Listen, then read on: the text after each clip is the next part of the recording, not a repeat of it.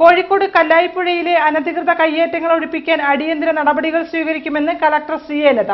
കഴിഞ്ഞ ദിവസം കല്ലായിപ്പുഴയിലെ അനധികൃത കയ്യേറ്റങ്ങളെക്കുറിച്ച് ജില്ലാ വാർത്തകൾ നൽകിയ വാർത്തയെ തുടർന്നാണ് നടപടി. കല്ലായിപ്പുഴയിൽ വർദ്ധിച്ചു വരുന്ന കയ്യേറ്റങ്ങൾ സംബന്ധിച്ച് ജില്ലാ വാർത്ത കഴിഞ്ഞ ദിവസം റിപ്പോർട്ട് ചെയ്തിരുന്നു. 3 വില്ലേജുകളിലായി കല്ലായിപ്പുഴയോരത്തെ 24 ഏക്കർ ഭൂമിയാണ് അനധികൃതമായി കയ്യേറിയിരിക്കുന്നത്.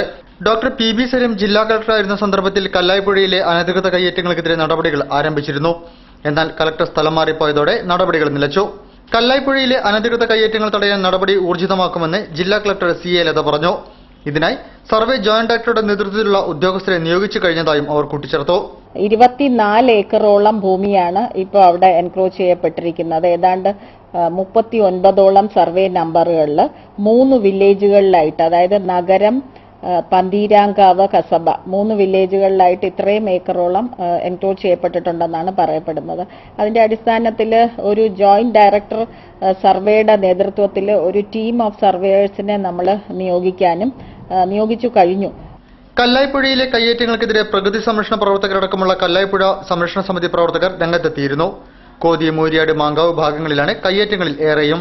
മരവ്യവസായത്തിന് പ്രസിദ്ധമായ കല്ലായിപ്പുഴയും പുഴയോരവും ഇപ്പോൾ മാലിന്യ നിക്ഷേപ കേന്ദ്രമായി മാറിയിരിക്കുകയാണ്.